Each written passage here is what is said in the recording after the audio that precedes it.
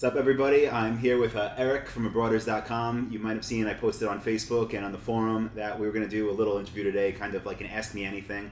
A bunch of people have questions about credit card miles. I know a lot of people at this stage in their dropshipping businesses are putting through a lot of volume, and right now if you check, on Dropship Lifestyle or on the forum, everyone says use the Barclays card or just use a cashback card, but we really don't get into it that much. There's not that much, beyond that. So it was really cool. I met Erik in Bangkok actually at a business conference, and everyone said he's the guy to talk to about credit card miles and really how to get good deals on flights and fly for free business class. So we met up again in Ho Chi Minh City where I'm living now, and he agreed to do this. So thank you. Yeah. And, again, I have questions, not too many, but it's this stuff that we met up last week to talk a little bit, and it makes a lot more sense than just using kind of one of those standard cards. And there are ways to do it no matter where you are, from wherever you are in the world. It's the best if you're from America. Most people know that, but we'll get into that. So, yeah. So you want to talk about Abroaders a little bit? Just about, I know you have a blog, you have a podcast. Yeah, so we help people use their points more effectively to get more trips or to travel in greater comfort. So most of what we're focused on is utilizing different frequent flyer points to book your flights in business class or first class and end up spending anywhere from $50 to $150 per ticket. So it's possible to do a ton of travel round trip, and the key components are just applying for the right cards and optimizing your spending, which is really exciting for your community because you've got folks that are running a business, and so there's opportunities to leverage both your personal and your business spending and get a whole bunch of free travel. Yeah, we'll get into the process later, but one thing that Erik said to me the other day, which blew my mind, we were talking about, how much money you have to spend to actually get free business class flights. And for everyone that's using one of the cards that kind of erases travel, it's not hard to get free flights, but it takes a lot of spending. He was saying to me that basically if you could spend $3,500 a month on a credit card, which we all know we're selling expensive items, that's not a hard minimum to meet. You could basically get 2 business class flights per year for free. Yeah. And $3,500 a month on your card. That's, I know almost all of us that are probably watching this are doing that. So this is really important. At the end, again, Erik, he wrote down a process we should go through to kind of prepare for this and prepare for travel. But first, for the questions. So this one we knew would come up. What's the best card or deal if you're not from the U.S.? What should people do if they want to get miles and they're not from the States? Right. So the biggest difference with the folks that are outside of the U.S. is you do have to have more spending. So that 3,500 number that you mentioned, you can get at least 2 flights per year in business class. But if you're outside of the U.S., there's definitely still some opportunities to get those cards. The issue is just there's not the huge bonus. So you're not getting a free flight just for signing up for the card. So, but those of you guys that are scaling up your volume, it's a really important investment to start now and get a couple of those cards that earn points. And for the most part, it's country specific. So we've got some resources for folks that are in Canada or Australia. And definitely if you reach out, we'd be happy to help you find some specific cards. But the goal is to just open that relationship with the bank that has a card that issues points and start using that for all of your spend and build up those balances. And then you're going to be able to get a couple of free flights, hopefully at least 1 per year. And depending on how much paid travel you're doing, that's a big part of it too. So if you're already going, doing a couple of international trips a year to your conference in Thailand, then that kind of thing, those also acquire a bunch of points. And so if you can combine that strategically with the points you're earning for spending, then you've got an opportunity to really take it a lot further. Awesome. You mentioned you had some resources specific to Canada. Because there were a bunch of people from Canada that asked, what can they do? Is there anything, any one card you could recommend that they start with, or a couple of them? Or? Yeah, so I think that right now there's a couple of cards offered through American Express in Canada. They're a little bit different than the American Express cards that are available in the U.S., but they still have some really valuable transfer partners, so it's a really versatile currency. And then there's also a couple of Aeroplan co-branded cards, which then you're able to use those points with all the other airlines in Star Alliance. So you've actually got options to fly with 25 to 30 different airlines. And so that's a really huge value. So I would say that those are the places to start. The American Express card and then the co-branded Aeroplan card. I'm not sure exactly which. I think Royal Bank of Canada is the issuer for one of those. But those are a great place to start, and then you want to do your paid flying on a Star Alliance airline so that you can combine all those miles into one group. Awesome. So it's not as good as the States, but it's close. It's something. So definitely look into that. If you're from Canada, don't just think you don't have any options. And especially if you're spending a decent, if you're spending more than $5,000 to $10,000 a month, then you're looking at a real return on your investment of Okay, putting awesome. some time in. Yeah, and I know a lot of people are that at that level. So yeah, don't think just because you're not from the States, it's something you should bypass. Which is the feedback I get a lot at the retreat in Thailand. We were talking a little bit about credit cards, what people pay for flights out, and people will just they immediately dismiss it a lot of times. Mm-hmm. Yeah, because they always hear, oh, it doesn't work if you're not from the States, if you don't have residency. So don't. I mean, there are some options. It might not be as good, but it's something. And if you're spending money, why not fly for free? So.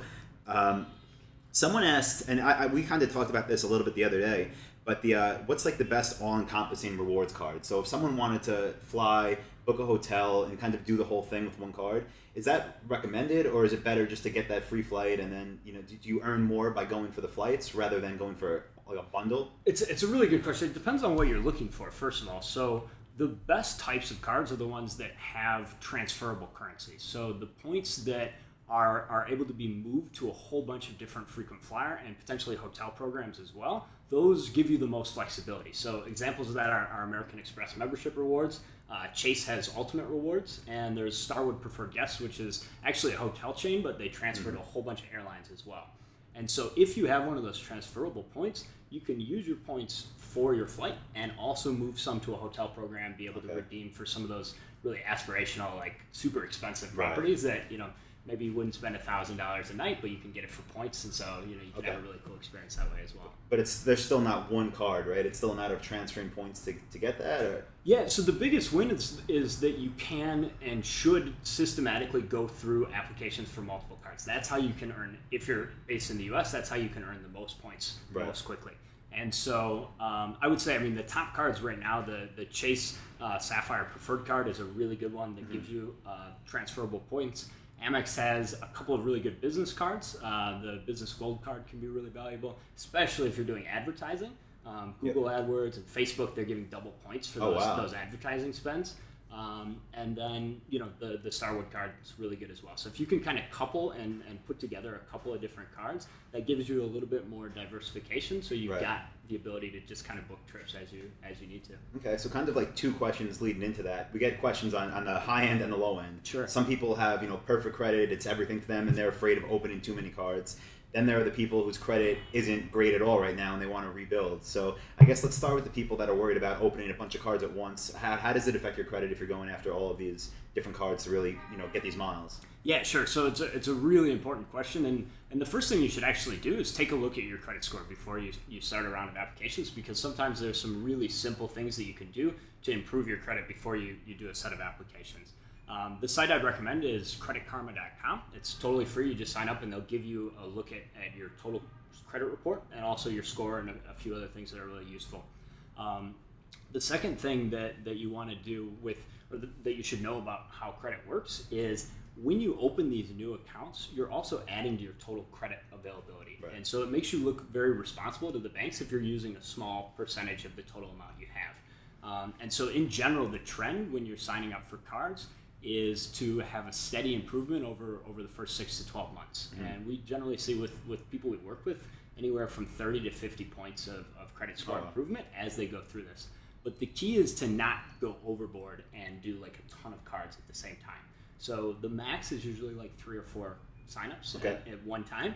If you do like 7 or 8, it's definitely going to hurt your credit because all those new applications make the banks nervous. Right. So you say within like a short amount of time. How long is that? Maybe every few months, every 6 months, apply for another set, or yeah, exactly. So the rotation for me is generally every 90 days. So every 3 months, I'll do a set of a couple of cards, 2, 3, 4, depending on how much money I need to spend in the next coming months on my business. So you kind of want to time it if you have to purchase inventory and stuff like that. Right. But generally 2 sets of applications every 6 months, and that's how you can earn enough to do 2, 3, maybe even 4 business class trips a year. Yeah, and that's one thing that's too important you just mentioned about having to hit those minimum spends. Yes, you mentioned that the other day. So what I didn't realize is a lot of these cards that give these huge bonuses, it's because they expect you to use them, obviously. So you can't just get a card and then just throw it in the drawer and never spend money.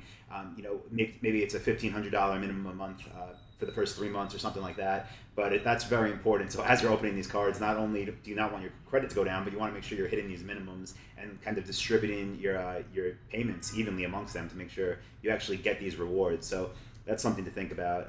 Depending on what level you're at now, if you're spending $2,000 a month, maybe you don't want to get 4 new cards with awesome miles. Stay one at a time. That's the key component of planning, is that when you map out like the applications you're going to do, you want to know exactly what each of those cards requires for spend, and just be a little bit conservative. So if you think over the next 3 months you're going to spend about $3,000 a month, that gives you $9,000 of spending requirement. So maybe you pick a couple of cards that add up to $7,000. You give yourself a little bit of a cushion. You're going to easily be able to earn those bonuses, and then you wait 3 months and do the next round.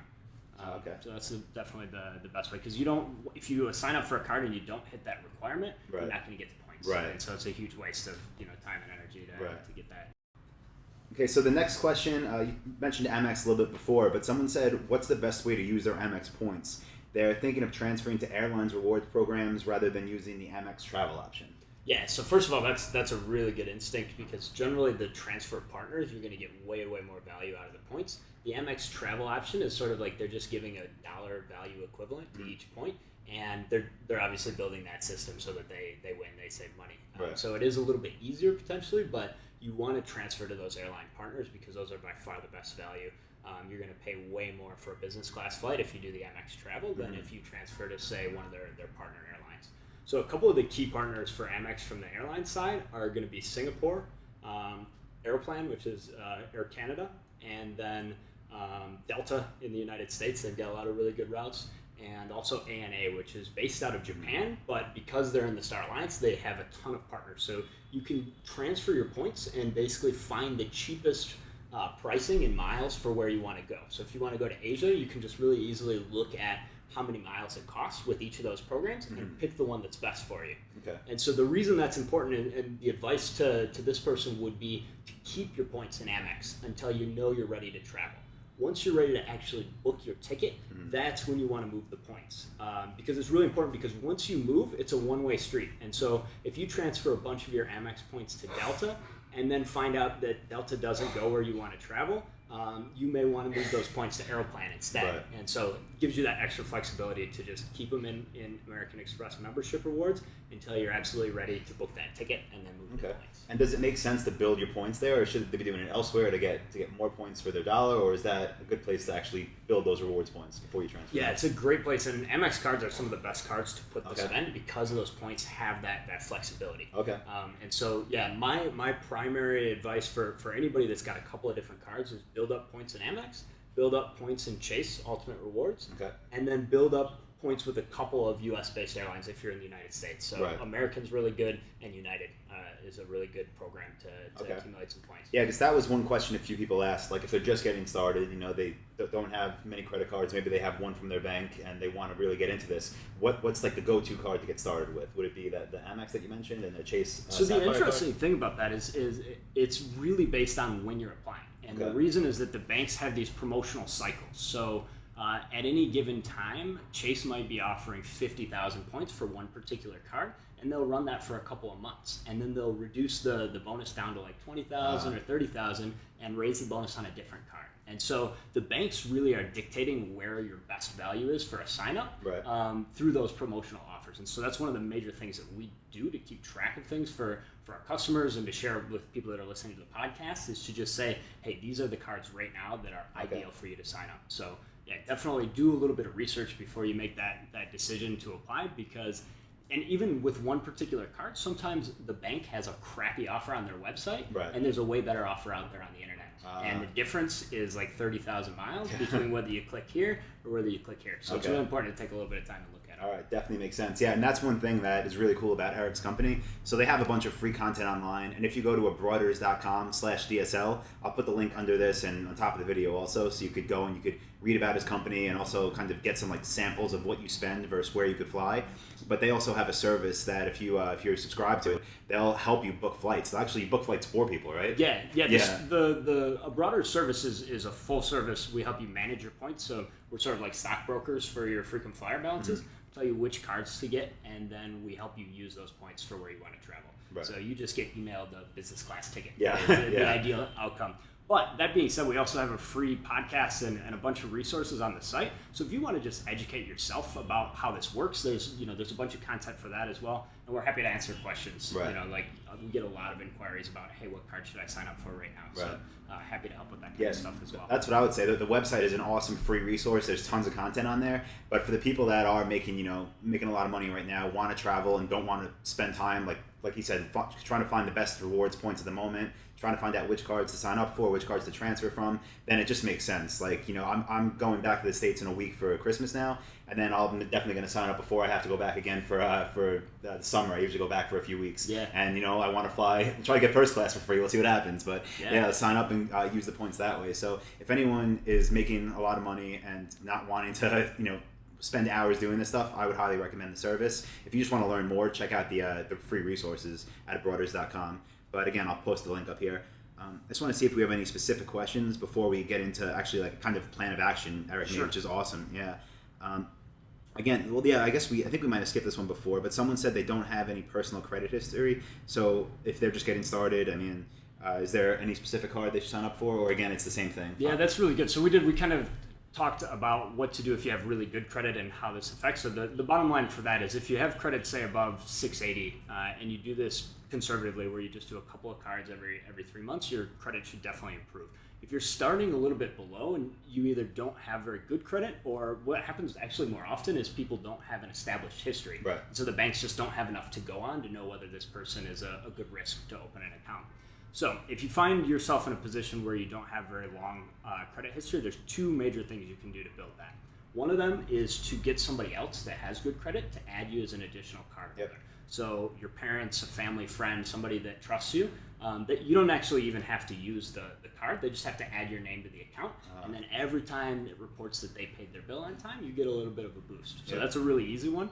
The other one is to get a secured credit card, which basically means you're going to pay a little bit to the bank to hold as a deposit, and then you can use your card to, it's sort of like a glorified debit card, right? Oh, okay. But the way that it works is the banks report to all three of the credit bureaus saying that you're paying your bills on time, and that's building up that credit history. So those are more if you have sort of damaged or really limited, but if you've been able to get a credit card in the past, then you should have enough leverage to be able to open a new account with the bank. You maybe start a little bit slower, but especially if you already have a relationship with American Express or with Chase, go with that bank because they already know you as a card member. And so if you have any credit card, the best place for your next application is that same bank, and then you can sort of negotiate the rewards card. A lot of times they'll transfer a credit line over. There's a few different things you can do to get that new account opened. Nice. Yeah, and some people have said to me, because I recommend the Barclay card because that's just what I've been using. It's easy, but again, there's obviously better options. But people have messaged me I got approved, but they gave me a $1,000 credit limit. What am I supposed to do with this? You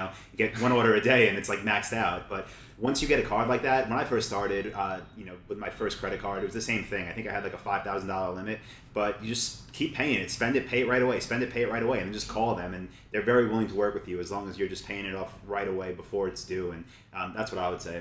That's a really good insight as well. A lot of times that's going to come up where you've got less of a credit limit than is ideal to be able to run your business. And so that's one of the areas where it can be a little bit more time consuming, right? Because you've got to pay down that balance. But in the long run, once you get over that hump and you sort of build a relationship with a few of the major banks, you're going to acquire a much higher total credit limit. And so what happens once you've got a few cards is you open a new one and you can transfer that credit limit over to the new account. So you take a couple of the old cards that you've already gotten the bonus on and you're no longer using those, and you transfer that credit line over to the new account. So that works really well, and that's just kind of like getting your foot in the door. You start a little bit slow, maybe you have that $1,000 limit card that you got to pay off over and over, but as you build up, then after a while, that's not a problem anymore. Right, yeah.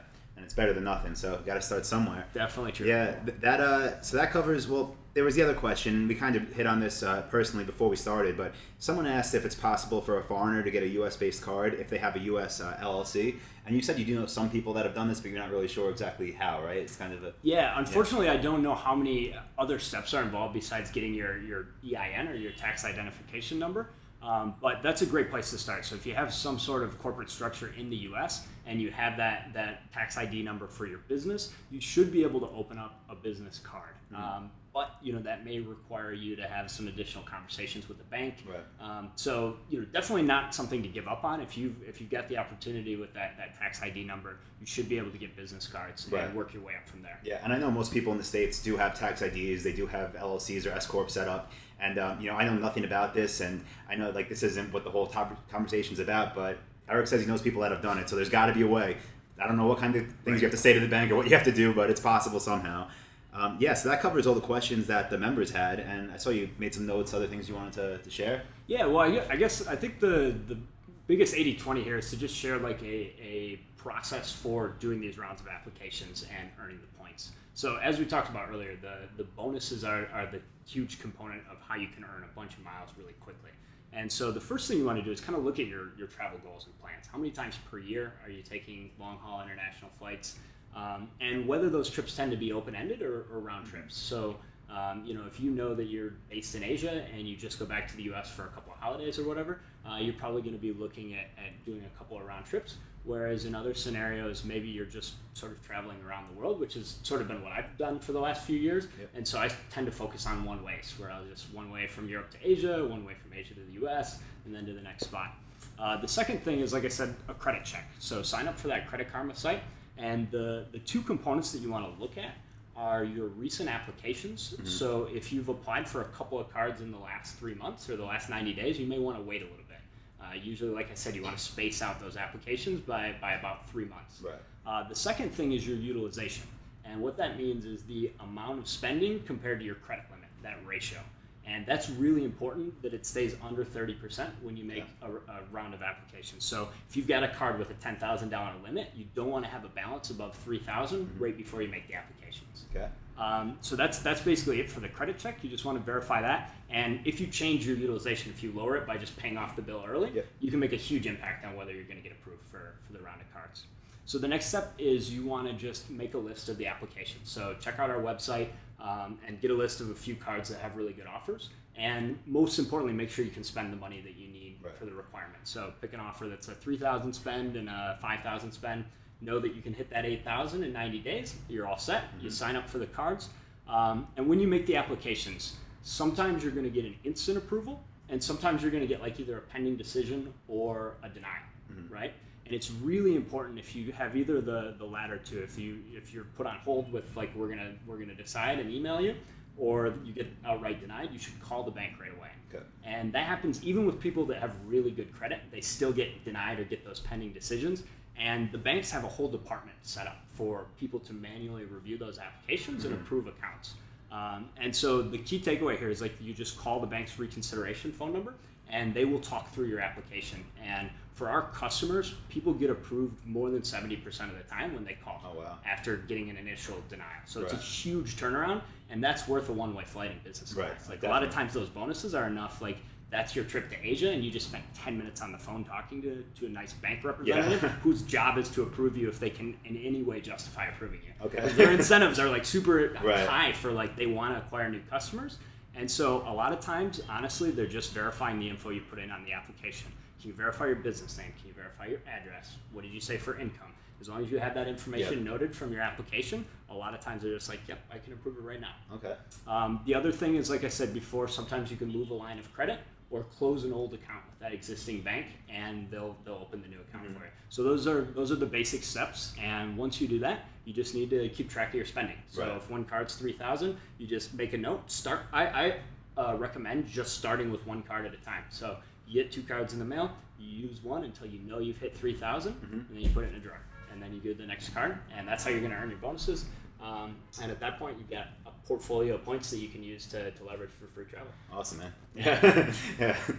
Sounds easy enough, but like I said, that's why I love your service also, because when you're doing so much other stuff, kind of gets hard to keep track of all of it. But that's why I like your business a lot. I like the whole model you've set up, and the fact that you have so much free stuff also. That's really cool. Yeah, it's really cool, man. I mean, we want to encourage people to travel, right? I mean, not only is it a blast to go new places, but networking opportunities like your conference, like the Dynamite Circle conference, the people that you want to be building relationships with are not going to come to you. Right. And so you've got to be able to be mobile, and this is a way that you can expand your opportunities to do those really high value interactions without costing you a ton of money. Right. So it's worth investing the time. Either do it yourself or hire us or somebody else to help you manage the process, because there's a ton of value, and the banks and the airlines are just leaving it on the table for you to pick up. Yeah, and for anyone coming next year, October, we're doing the Dropship Lifestyle Retreat again. It's going to be in Thailand, and that business class flight, it's pretty expensive. So sign up now, start building those miles, and take selfies when you're in business class, and say thanks to Eric and for doing this. And I appreciate it, man. Thanks for doing this. Yeah, thanks Really for having me. appreciate it.